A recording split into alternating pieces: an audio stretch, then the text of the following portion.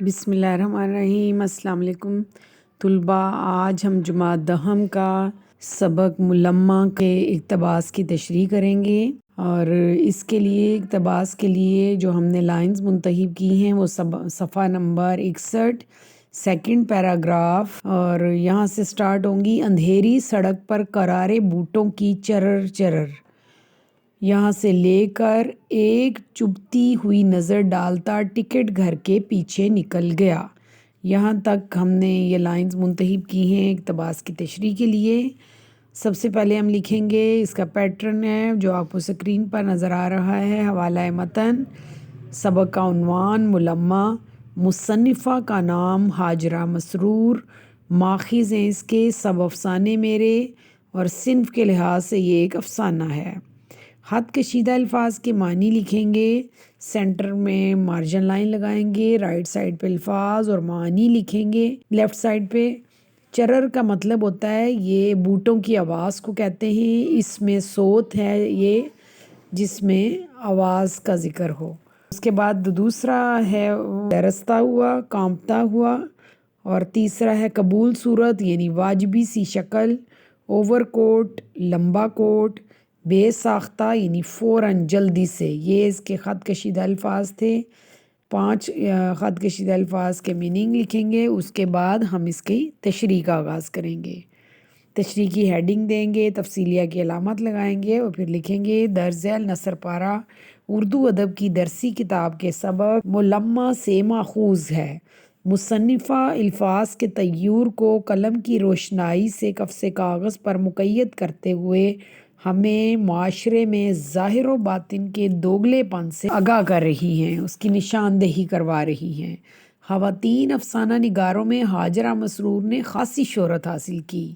ان کے زیادہ تر افسانوں کا موضوع خواتین کے مسائل، چھوٹی بڑی معاشرتی الجھنیں ہیں۔ معروف افسانہ نگار و نقاد ممتاز شیری لکھتی ہیں کہ اتنی زیادہ تعداد میں اچھے افسانے ہاجرہ مسرور کے علاوہ شاید ہی کسی نے لکھے ہیں۔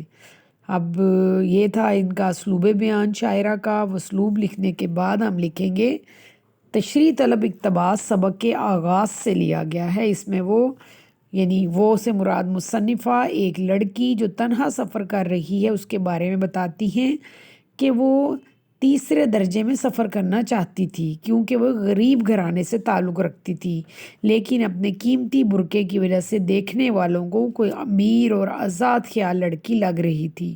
اس بات کا لڑکی کو بھی احساس تھا کہ وہ پلیٹ فارم پر اندھیرے میں اکیلی کھڑی گھور رہی تھی کہ اچانک سڑک پر کسی کے بوٹوں کی کھڑکھڑاہٹ ہوئی اور ایک سایہ کانپتا ہوا سا آگے بڑھنے لگا۔ جب وہ سایہ اسٹیشن کی تیز روشنی میں پہنچا تو لڑکی نے دیکھا ایک واجبی سی شکل و صورت کا نوجوان ایک بھاری اوور کوٹ پہنے اسی کی طرف چلا آ رہا ہے۔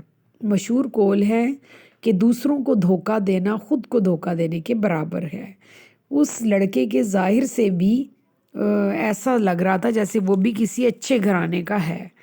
لڑکی ٹکٹ گھر کے پاس کھڑی تھی، اس نے سمجھا شاید یہ نوجوان ٹکٹ لینے کے لیے آ رہا ہے۔ وہ غیر ارادی طور پر مسکرانے لگی۔ نوجوان نے اپنی ٹائی کی گرہ درست کی اور لڑکی پر ایک نظر ڈالتا ہوا ٹکٹ گھر کے پیچھے چلا گیا۔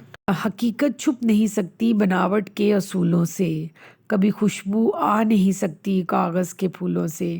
اس سبق سے ہم نے یہ نتیجہ اخذ کیا ہے کہ بعض لوگوں کو دکھاوے کی عادت ہوتی ہے، اور اس سبق کے ذریعے مصنفہ نے نفسیاتی پس منظر کی نقاب کشائی کی ہے کہ جو حقیقت ہے وہ کبھی بھی نہیں چھپ سکتی، وہ بناوٹ ہوتی ہے۔ اور ملمہ اس سبق میں مصنفہ نے ہمیں دنیا کی اس حقیقت سے آگاہ کیا ہے کہ چاہے انسان جتنا بھی اپنے آپ کو بناوٹ سے زندگی گزار لے، لیکن اس کی حقیقت کسی نہ کسی طرح واضح ہو جاتی ہے۔